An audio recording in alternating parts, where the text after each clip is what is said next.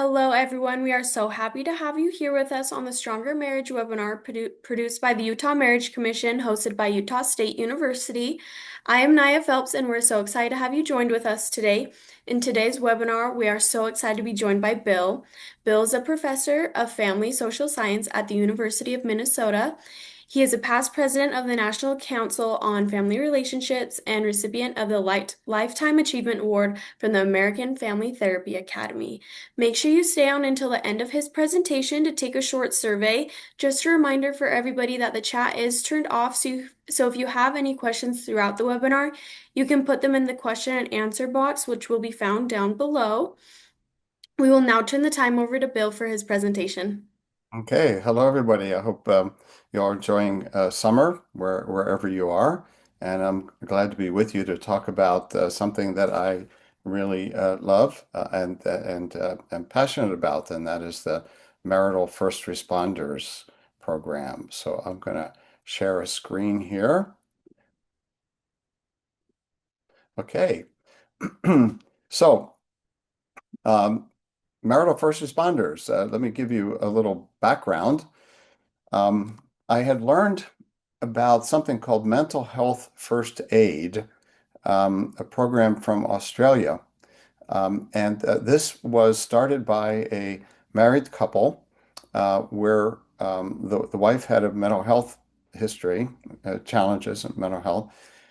She and her husband were out for a walk one day, and they came up with this idea of training lay people to know how to respond when they had a friend or family member, or neighbor, coworker who was having a mental health crisis, and to help those folks get to good resources. So it was a very interesting idea, and they, unlike a lot of interesting ideas that we may all have, they scaled it. So within, I think, 12 years, 1% of the entire adult population of Australia had been trained in mental health first aid, and there were a number of studies on it showing that people did really improve their knowledge and skills about how to be of assistance. And I remember I looked at, and you can look this up yourself, it's spread around the world now. Um, and I remember looking at one of their training videos where they showed how to not only what to do or say, but how not to make mistakes. And so the example, it was a role play, a neighbor who has chronic mental illness and is connected to psychiatry in the healthcare system. You come across her and she's looking agitated. She's really seems to be distressed. And then they did the role play. And what's happened, she's off her meds and her paranoia is back. And she thinks, neighbors are out to get her. And the most obvious thing for a neighbor who's not trained in mental health first aid is to say nobody's trying to get you, Teresa. Everybody cares about it. And what they pointed out was that if somebody's in a paranoid state and you're denying what's obvious to them, it may be you're part of the group that's trying to get her. And so the training consisted of never contradicting somebody, but rather saying, I'm just making up the name. So, Teresa, I'm concerned about how you're doing. I'm worried about you. You seem upset. Um, and then some questions about if she talked to her doctor. And then finally, would it be okay if I called your doctor? I have my phone right here and you could listen in. Anyway, it was both what to do, but also what not to do. So I thought it was a very interesting approach. And so from that, I came up with this idea of for marriage problems and serious relationship problems, how might people be trained in what to do and say, and what also not to do and say. And so the larger goal here is to increase the capacity of family networks, friendship circles, faith communities, and other local communities to support vulnerable marriages, and to increase the level of cultural wisdom about successful marriages. So that's the sort of the big mission here. And then I'll talk about the program itself and what we try to do in the actual program. But that's the larger goal. So Some research background. So we know from lots of prior research, and then with my colleague Steve Harrison, graduate student Kirsten Lynn Seal, we decided to update that research that shows that most people turn first to a friend or family member when they have problems in their marriage. They don't turn to first to counselors. They don't turn first to clergy. They turn to friend or family member.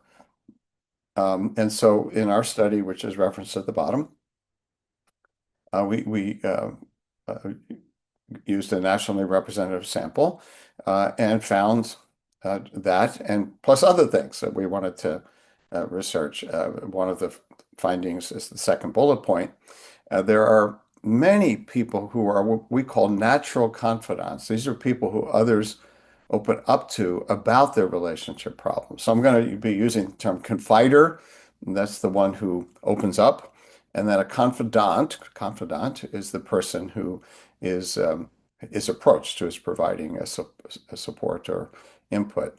And in our research, we asked people, have they had somebody come to them uh, with a with a concern about their marriage, or I think we also said long-term intimate relationships, just so there was a little bit broader than just formal marriage.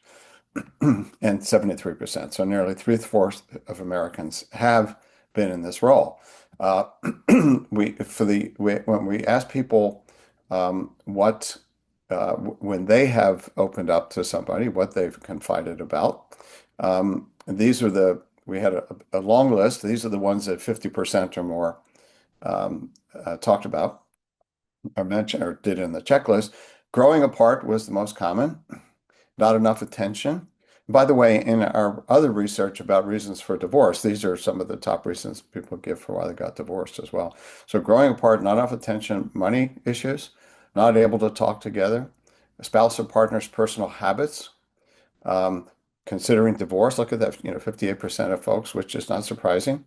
When somebody is considering a divorce, they talk to somebody, and infidelity. So, some sort of everyday problems and then some very serious problems. And again, there's a longer list in the research article. These are the ones where that hit 50% or more. So people bring not just trivial problems, but things that are really bothering them. And we asked people who had ever confided in somebody what the confidant did that was most useful to them. And this is what they said. They listened, they gave emotional support, they offered a helpful perspective. They helped the person understand their own contributions to the problem, and they helped the person see where their partner was coming from. So take a look at those. Those are, and this is sort of the basis of the curriculum here, okay? Listening, emotional support, helpful perspective, and the helpful perspective included understanding their own contributions, seeing where the partner was coming from. We also asked about what's difficult and what mistakes confidants make. And so a lot of confidants feel stressed and worry if they're responding well. So it feels like a pretty heavy responsibility sometimes when somebody opens up about a marital problem. So they often feel stressed, or in other words, they're doing it, but they often don't feel particularly capable of doing it. So they get stressed and worried. And then when we ask the people in the role of a confider, what didn't go well? What do people they open up to do that's not helpful? And these are what they said. They give too much useless advice. They talk too much about their own problems. They're too critical of the spouse or the partner. They suggested a breakup of the relationship, and they came across as judgmental or critical. So this is so these confiding these times when people open up. It's not only the good stuff, the listening, the support, and so on, but people often make mistakes here. And one of the life observations that I've had that kind of inspired this work of the double-edged sword of being somebody who others open up to. If you make a mistake and take a side, um, then you say something very negative about somebody's spouse, they don't forget that. I remember back in graduate school when I was starting to do couple and family therapy, in this this couple, the wife was out with a girlfriend of hers, and they had too much to drink, and they flirted with and made out with a couple of guys, and she was told her husband. He was very upset about it, of course, understandably. He went to his buddy and opened up, and his buddy, again, after a couple beers, said, "Oh, she's just a slut." Well, the buddy called his wife a slut. And, the couple got over it, but my client could not get out of his mind that that's what his friend said. So that's a kind of a dramatic example. People can lose friends over side taking. So the program, what's the program? This is the overview here. It's a one-day workshop to increase knowledge and skills in supporting the relationships of people who confide one-to-one with participants. So let me unpack that. So it's a one-day workshop, knowledge, skills, supporting relationships. I want to underline that the skills here are for one-to-one confiding relationships because that's where this happens. It's not very common at all for a couple to approach somebody for support or input or perspective. That's not common at all. So this is about a one-to-one, your friend, your sibling, somebody in your life, your coworker, one-to-one, not coupled. And the other thing I'll mention is that the participants in the workshop, what we do is we attract, in the advertising for this, we say, are you somebody that other people open up to about their relationship problems? And do they confide in you? And do you wish you were felt more confident in doing that and wish you had better skills? We don't so you don't have to be married to be a marital first responder. You don't have to ever been married. You could be single, divorced, widowed, or married. So this is a marriage program, marriage-related program, Marital First Responders, where you do not have to be married or even in a relationship to gain from it, participate and gain, because it's really that's irrelevant uh, to whether people open up to you. And in some of our workshops, we've had widows come whose older friends who are still married open up to them. Okay, so I just wanted to note that it's for one-to-one skills, and the participants the marital status of the participants is not relevant to this.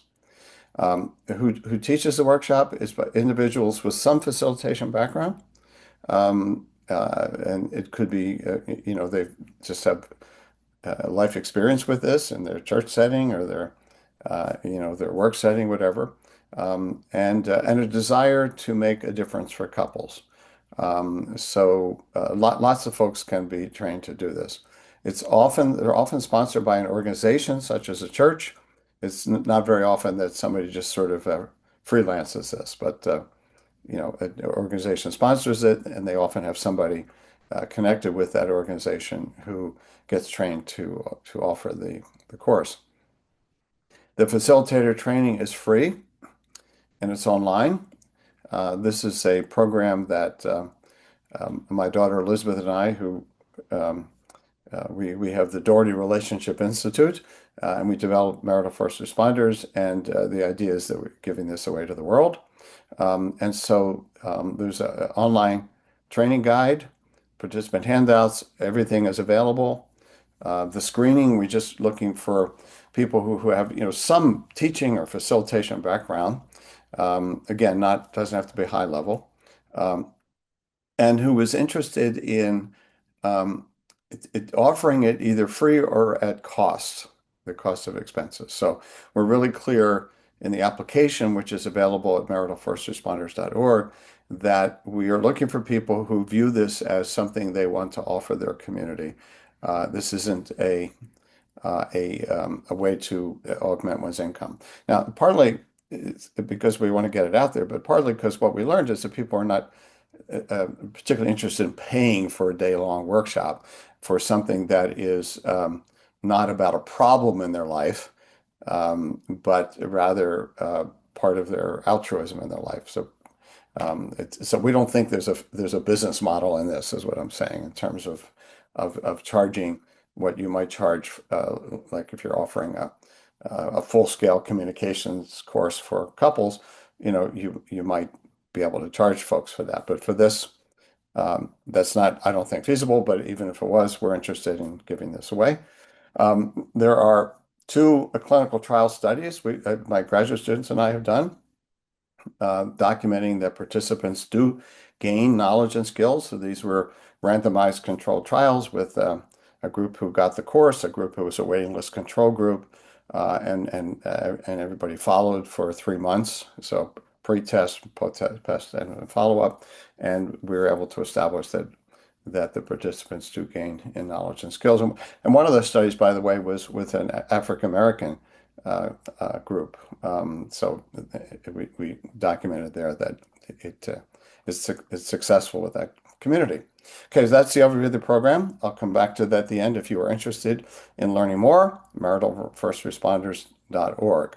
So now getting into more of the details. If my screen does, there we go.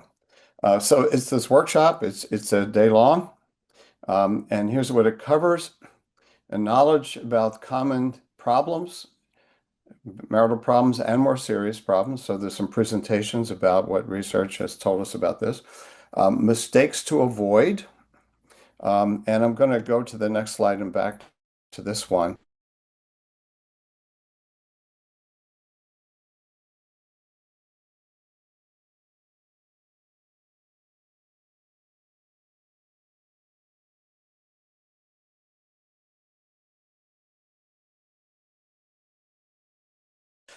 What we invite people to do is to ask themselves, when you're not at your best supporter of somebody, where do you tend to veer off? Do you become a Mr. Miss Fix-It, like giving too much advice?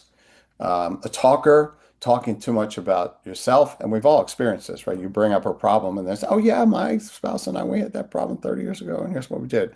The side taker, again, being too critical of spouse, like, what a jerk. And again, the research shows these top five are what people said is not helpful.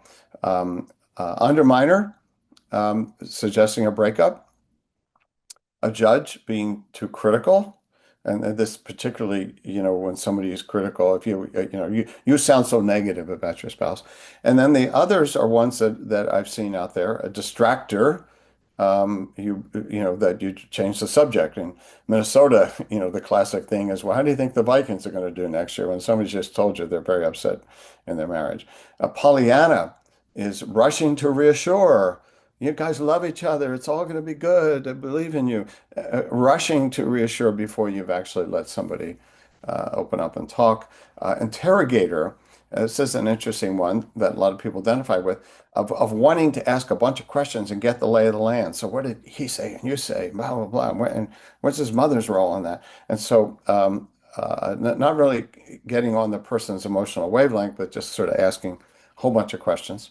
Smarty pants, offering perspective too soon. And this is, of course, is a occupational hazard for people in the marriage education area or the therapy area is like, oh, I see the pattern. And then I jump in with that. And then the wimp is the last one, staying with empathy when the person needs to be challenged. And so sometimes people are making they're doing things that are impulsive, they're making serious mistakes, and sometimes they need a friendly challenge. So what we do in the workshop, I'm just giving you an example here of giving an example of one of the exercises. There's a lot of interaction exercises. So we walk people through it just like I did here with examples, and then we say, when you're not at your best as a support person for people in your life who have marital and relationship problems, where do you tend to veer off? Which of these do you tend to slip into? Um, and um, and then we have people think about that. They get into small groups, they share it, and then we have some people share it with the whole group. And it's really it starts us out with humility, okay? Because it really is saying that everybody can make mistakes, and that if we're going to be a good marital first responder, we have to be aware of where we tend to veer off. And here I'll share at some point my own. It would be a complete shock to you to hear that a university professor would be a smarty pants sometimes when I'm not at my best. I see the pattern. Okay. And so anyway, I'm just giving you a sense that there's a lot of soul searching and there's a lot of laughter. There's really some fun we have in this workshop. Okay, so back up. We teach two kinds of skills. In the morning, we teach basic skills, and we call them the LEAP skills. They're presented and practiced with a scenario. And LEAP stands for listen, empathize, affirm, and offer perspective. And we talk about these as important to sequence.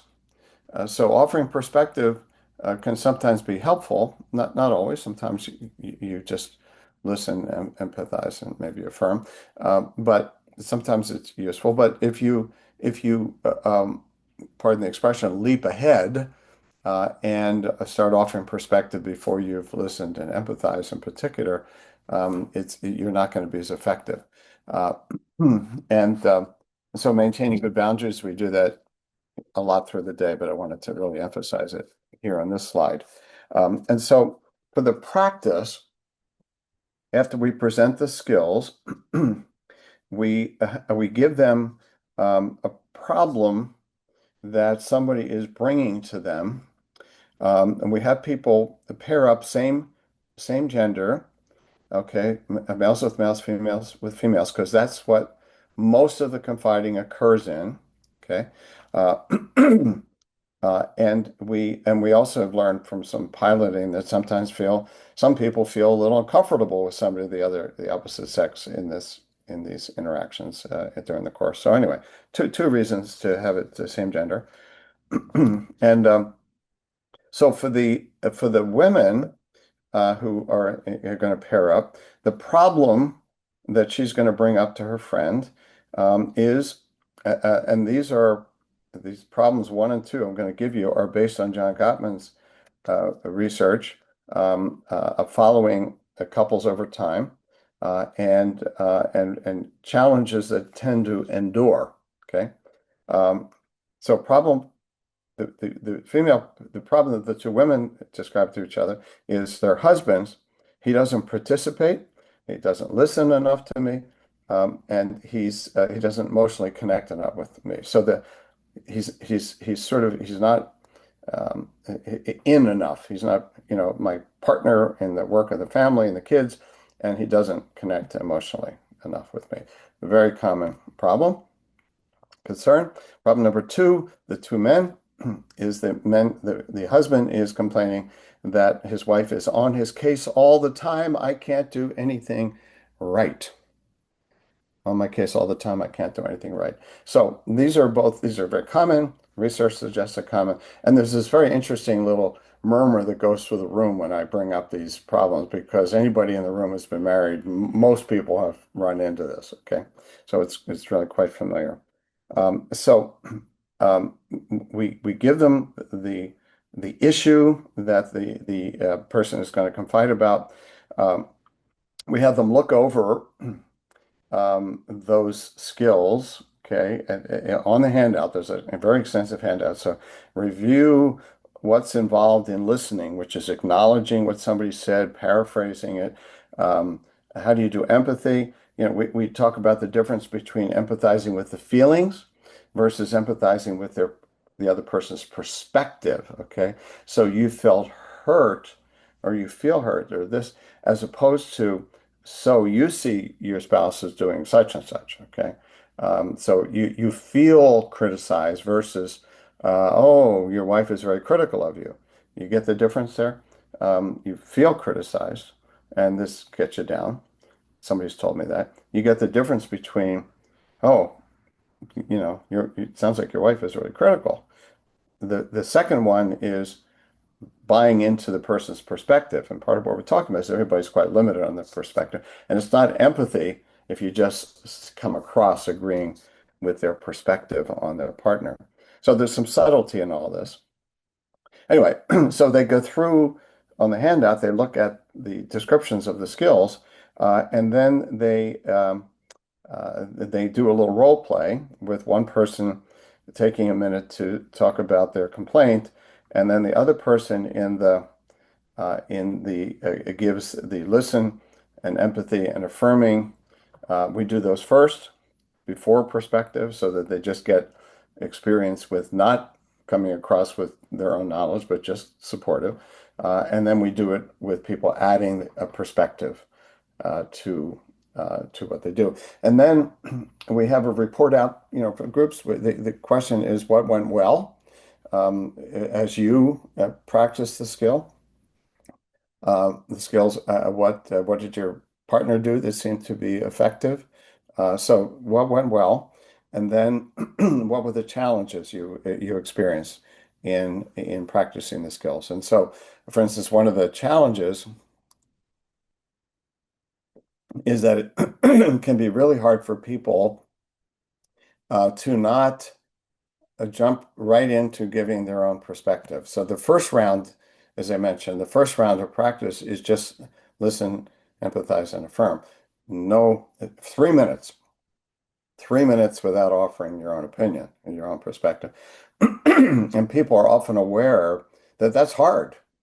It's hard to go 3 minutes getting on somebody's wavelength and be empathic without offering their own opinions about it. So that's often a learning people have. So, so those are the basic skills.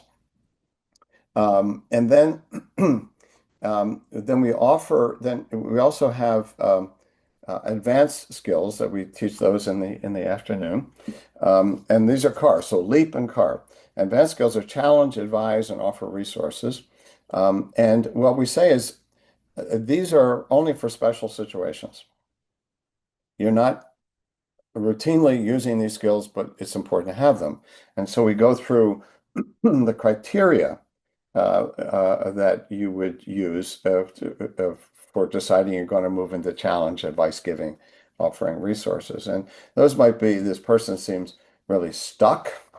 They are maybe involved in making an impulsive decision. Um, and some of this might be challenge somebody to get some help, which would be offering resources. Um, and so these would be for special situations rather than what you do all the time. But it can be helpful to have these in your repertoire as a marital first responder for situations that are more serious or emergent, even though you wouldn't necessarily use them all the time. And so this is Siri just spoke up here, which is interesting on my iPhone. Siri in the background just was offering me some resources, which is really quite interesting. And so what we do with this one then for the advanced skills, we have the same basic scenario, the problems, the wives, he doesn't participate enough, he doesn't connect with emotionally. For the husbands, she's on my case all the time, can't do anything right. But now we've added a dimension for the challenge, advice, and offer resources skills. And that is now the confider is not just saying that they're unhappy, but they're really unhappy. And there is an emotional affair going on with a coworker.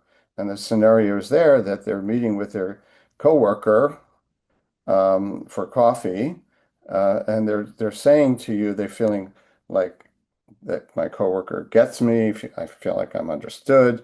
And the key is they're not telling their spouse that they're having these get-togethers and deep conversations with their with somebody who's a potential romantic partner. So that's how I define an emotional affair. There's a potential romantic partner. There's some depth in the conversations, and you are not bringing it up to your spouse when they ask you how was your day. You don't mention that the highlight of your day was your hour-long coffee with somebody who's a potential romantic partner. It's an emotional affair. So can you see that if you're a good friend to somebody and they've been talking about their more routine problems, and now they mention this other person who they feel really gets them in a way their spouse doesn't. You It's important to be able to do something more than just empathize with them and just and just simply share a perspective, although that might be enough in some cases. But so we have people practice. How do you challenge? How do you challenge? How might you give some advice in a caring, compassionate way? Things like you can challenge somebody by saying, "I'm worried for you. I'm worried that you're kind of getting in deep in another relationship that's going to compete with your marriage if it doesn't already, and you're kind of getting into keeping secrets. And I'm worried. I'm worried. Um, and you're finding out that this person maybe even, that they're really unhappy in their marriage, but they haven't told their spouse that. And so, you might even say, my input, you can take it or leave it, is you don't know what can change in your marriage unless you tell your wife or husband about how you're feeling. And you're telling me, and that's good, but you're not telling them. So can you see that we teach people how to softly bring up challenges and then offering resources? If people have had a couples therapy, if they've done some really intensive marriage education, they can talk about those or resources that they found. And again, emphasizing good boundaries. We talk about this throughout because otherwise you end up trying to rescue somebody. Um, and we have under maintaining good boundaries, we have some skills about um, letting go of being the person that they talk to over and over uh, with no motion, no movement forward, and you're getting burdened by it. And so we have some skills about how do you, if they're really having a lot of problems in their marriage, how do you recommend help? And as soon as you recommend help, you stay out of sharing any more perspective because you don't want to be in the role of their counselor. So we talk a lot about not only in the abstract how to maintain good boundaries, but actually how to do it in a way that is fair to somebody. And we tell stories throughout. A woman who came to one of our workshops, she said, she's a teacher. She had a fellow teacher who every lunch hour, went to her and just went on and on about how unhappy she was in her marriage. And the teacher who attended the workshop didn't know how to set any boundaries. And she found herself not going to the teacher's lounge but sitting out in the hallway on the floor eating her lunch because she just did not want to be around her friend anymore. And so you really have to know how to set some boundaries, and we talk about that. And one of the things we talk about is that if you if you don't set boundaries, you and allow yourself to get really frustrated. This is when people start to suggest divorce. And by the way, therapists do that as well, unfortunately. And I got data on this. We've done a study of people's experience in individual therapy when they're, complaining to the therapist about their marriage problem, and the therapist feels helpless to help them, just like the layperson, the marital first responder, and then basically says, it's never going to change. I don't know why you're staying. And at that point, as the friend, you're basically treating your frustration by recommending that somebody get divorced. Under resources, by the way, we talk about how to access counselors or therapists who might be helpful and not hurtful to you. Okay, so we'll be moving to questions here in a little bit.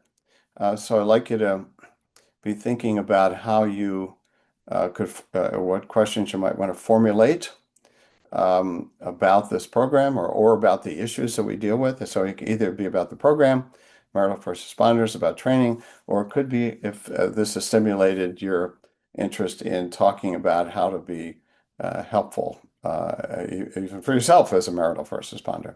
So there's the URL, the website. You can learn about the program. You can apply to become a trainer. And then we've got loads of resources. We have a really good video, professionally done of a full day workshop. So you see me presenting it. You see people practicing. One of the things we do, and this is my daughter's idea, for the parts that are the presentation of what we know from research, the more didactic parts, there's a possibility of showing in your own community, showing that video. This would be particularly for lay facilitators who may not feel as comfortable presenting the research-based material. You can just turn the video on and have me present it, have people watch me present it, and then the local facilitator can mostly just facilitate the small group the practices. Okay, so there's ways that somebody feels comfortable do the whole thing yourself. There's ways to almost not cut and paste would be the right word, but have some of it me and some of it the facilitation. And then these are the studies. They're all available for free. I'm going to go back up to the first slide here, and then in a moment I'll see what questions you have, and then I will go off screen. So I'm not sure where the Q&A button is here. Here's the Q&A button. So no questions yet, but I'm inviting folks to ask a question. And so there is Alan, and I'm going to stop screen sharing here. Okay. Are there people who are better at being marital first responders than others? Are there personality characteristics or skill sets that make for good marital first responders? So I give you my impression on this. This is not based on research, but the answer is, yes, that there's some people who are better than others. And they are often people who others, open up to. If people who are not comfortable in this, they often send out vibes to not go there. So I think there are personality characteristics of openness and empathy. And some people just, know how to do this. But even what I'd say, Alan, is that even the people who know how to, who are naturals at this, tend to have a fair amount of self-doubt when it's somebody really close to them, when the problems are more serious. One of the things I did, in my own church, we set a goal of 5% of the adults in the church being trained marital first responders, and we pulled that off. Again, thinking of this as a community resource, and out of that group, I put out a call. Who would like to do a deeper dive on this? So we formed a group of about 8, and we met monthly, and we took uh, particularly hard scenarios, like it's your sibling who opens up to you. It's imminent divorces on the table. Just a number of scenarios like that. And everybody who did a deeper dive in our little think tank was really a pretty good marital first responder. These are pretty comfortable. These are people who were good at this. Again, they had natural empathy. They were interested in relationships. They were not judgmental. But none of them felt like it was easy. None of them felt like it was easy, and everybody felt like they could use help. Some of them carried around in their in their pocket the LEAP, listen, empathize, affirm, perspective, LEAP and CAR, challenge, advise, offer resources, because in some cases these are repeated conversations they're having. And so one guy would carry a little pocket thing, and before he would talk to his brother again about this, he'd pull out the Leap car and just remind himself um, how to how to engage, and in some cases, how to keep better boundaries than he had before. So my answer is yes. There are some people who are better at this, and they are often interested in getting better still. But by the way, I've had therapists. Um, Counselors and therapists, clergy and others who have some of these skills, um, maybe all of these skills, but when it comes to people in their own lives, it's hard. It's hard to how to know how to use them, not get ahead of yourself. It's pretty tricky. So thanks for that question, and open to other questions that anybody might have about any of this that you might be interested in. So, Alan, as another, do you think that spouses in distress help themselves when they share their distress with their close confidants? I think relationship professionals encourage this kind of help-seeking behavior. Do you think the risks are pretty high? So the fact is, as you said, they really do it. But should we encourage or discourage distressed spouses to seek out a confidant? Yeah, yeah. Again, another really good question. The research indicates that most people feel better when they confide. Okay, they've gotten it out, and on balance, people feel better. Now, the studies on this topic don't drill down to what feel better means. And so feel better might mean I got reinforced for my desire to divorce my spouse without getting help, right? So we'd have to know more about the scenarios, but in general, people do feel better when they've gotten things off their chest. Um, and whether a professional should recommend this, um, that's a different thing because I wouldn't necessarily know who they're confiding in. I can tell you as a couples therapist what I do, and that is if somebody is in serious marital distress, um, it's good for them to have somebody they can open up to. And I ask them, who is supportive of both you and your marriage? Who could you open up to about your concerns? Who would not just take your side and dump on your spouse or suggest you divorce? So I do a little discerning with them about who they would talk to, and then they do that. And so that's how I would answer that. I wouldn't just say go talk to somebody, but who have you talked to with, and how have they responded, so that they're actually seeing somebody, talking to somebody who may be helpful and not undermining. Okay, so Melissa, do you also present these classes online, and what is the cost? Um, it's designed. There's never a cost for this. Okay, we do not offer. We don't think the workshop is worth. Let me back up. This can be done online, and we've done hybrid, we've done in person and online. Um, when I was thinking of online, I was thinking of an e-course or standalone. We don't do that, but this can be done online.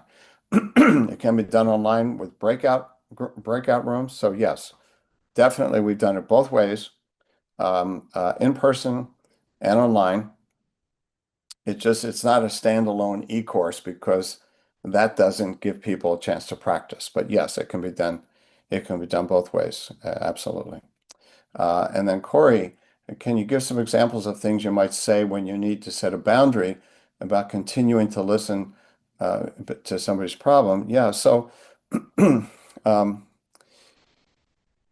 you can say things like, I feel, badly for you in your situation, and I feel like I've kind of offered what I can offer, and I'm just wondering if you thought of getting some help for this. That might be, for something that's more serious. Um, for something less serious, you can feel free after you've done some basic, I'm sorry, you're still dealing with that. Stay with some brief empathy. Don't keep giving your perspective when they haven't bought it. And then change the subject in a graceful way, um, where you are signaling that that part of the conversation is over after you've done some basic empathy, so that you keep your frustration low. And if somebody doesn't get that message, you can limit the number of times you have conversations with them. So those are some. So if it's a more serious thing, then you can be talking about help seeking, and that might be the only focus of what you bring up. If it's less serious, then you kind of, after you've done some basic support, you kind of move on to other topics or set limits on how much you talk to the person. So hopefully that's helpful. It's interesting in the communication skills area because I assume people on this call are involved in, marital communication, relationship communication. We don't do enough about mistakes, and we don't do enough about how do you set boundaries. Because if you can't identify the mistakes you're making, then you can end up making them. But if you don't know how to set boundaries, then you can be in this kind of burned out role. And at that point, start to be prescriptive. A lot of times when people get prescriptive, like sit them down or sit her down, say to this, and we tell people, do not do that. Do not give prescriptions, specific prescriptions. Here's what you need to say, because you're only talking to one person. You don't know the other person's side of this, and there's a decent chance it's going to backfire. And so a lot of times when people do that, it's because they haven't maintained the boundaries. They've talked for too long. If you're listening to somebody for 2 hours go over and over and over, you're gonna you're gonna start to want to tell them what to do to take you out of your misery.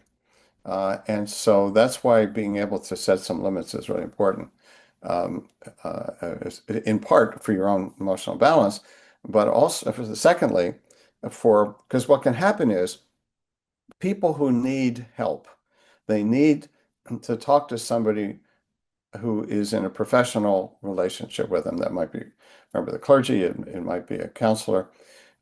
If they're using you in lieu of that, this is not good for them either.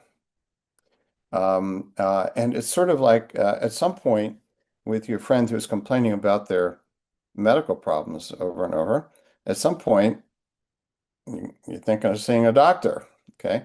And at some point you stop with your own what's worked for me with headaches or bunions or something like that. That would be the medical first responder.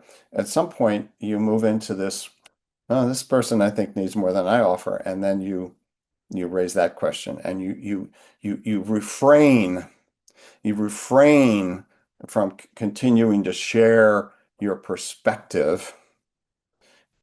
You refrain from that, and you do some empathy and then move on or challenge them to get help.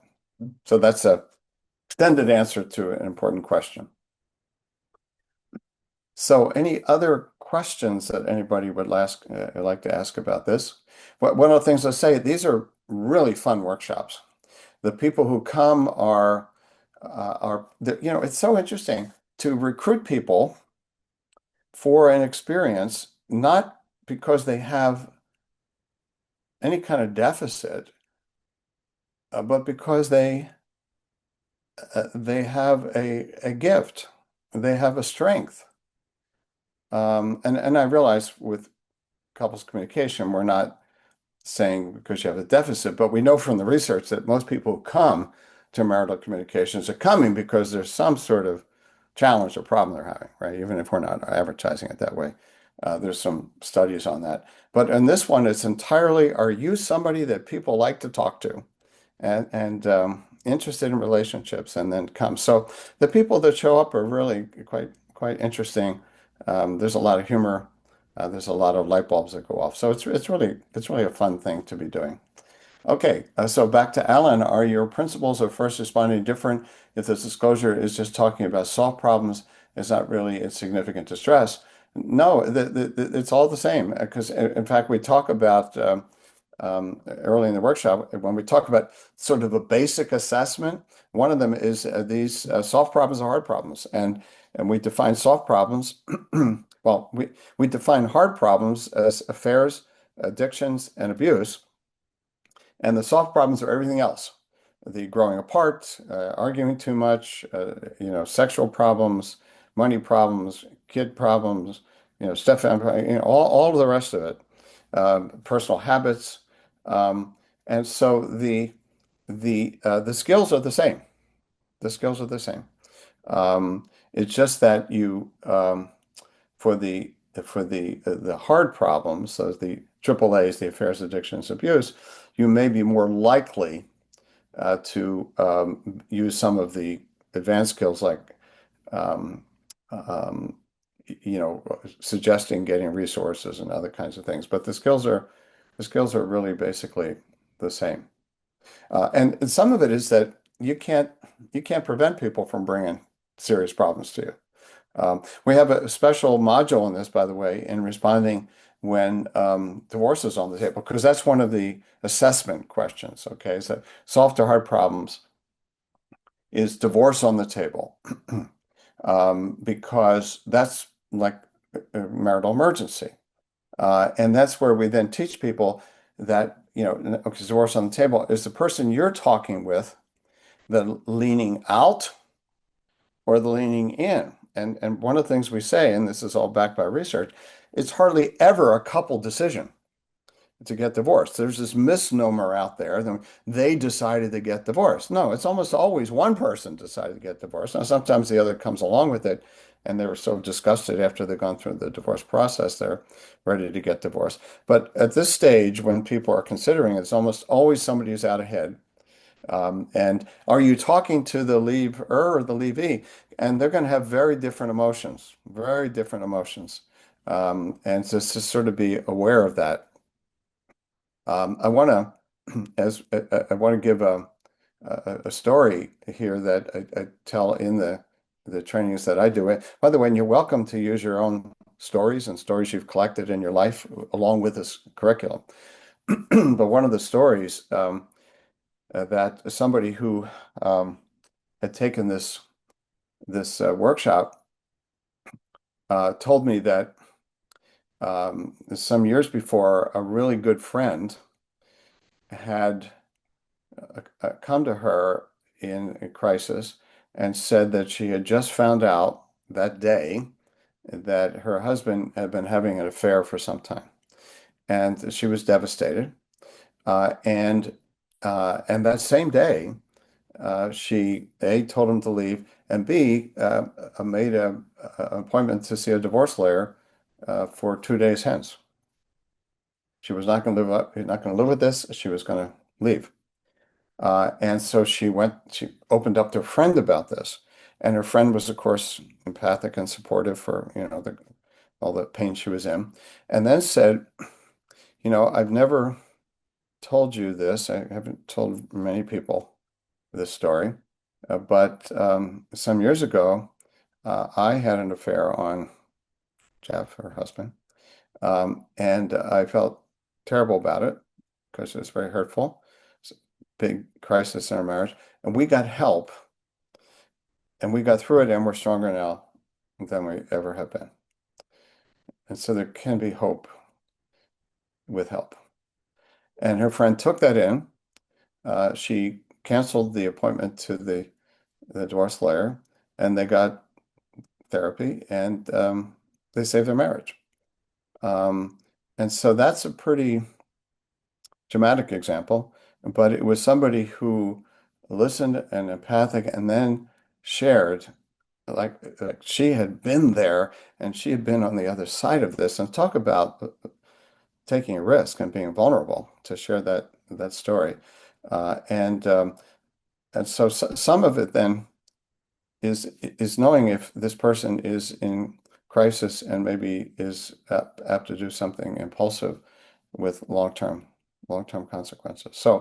Um, so a lot of it is just I'll give another example of sharing perspective. My wife is a sort of a natural marital first responder. She goes on quilting retreats. And sometimes, well, there's all women on the retreats and a lot of them long-term marriages. And so talk about complaints about their husbands. And one of my wife's perspective statements, she does the empathy and all that as well, is she'll say something like, that sounds like marriage to me. Sounds like marriage. And that's the situation when somebody is turning a soft problem into a big hard problem. And so this is something we teach in the workshop that to keep soft problems soft and don't turn um, with empathy and perspective, don't turn somebody saying, I don't feel connected to my spouse anymore, I feel like alone, and blah. This happens and this can be painful, but be careful you don't turn that into like the person is had an affair or is abusing you. And so you can get out ahead of somebody with empathy. And so those are some of the subtleties. So it's kind of a course on being on relational intelligence, if you will, as well as relationship skills. And it's as I said, really enjoyable to offer. So as we're moving to a conclusion here, I'd encourage you to access the website, maritalfirstresponders.org. We have tons of resources. We just want people to apply, and we just want to know the basics. Do they have, some experience in teaching or facilitation? Do they have access to a community that might want to sponsor this? Because this is not something you just, you know, do on your own. Are they willing to do this for free or for cost, like if you're going to have lunch or something like that or coffee, as opposed to seeing it as a income generator. And then we say yes to that almost always. And then lots of resources are handouts, um, a good video demo, and so on. So that's why I'm just glad to talk about this. And back to you, Naya. All right. Thank you so much, Bill. That was amazing. And thank you to everybody that joined us on today's webinar and for everybody's participations. We're so grateful for it. Just a reminder to fill out the survey that pops up at the end of the webinar. And that is it for tonight. So everybody have a great night and thanks again, Bill. Thank you. Bye-bye.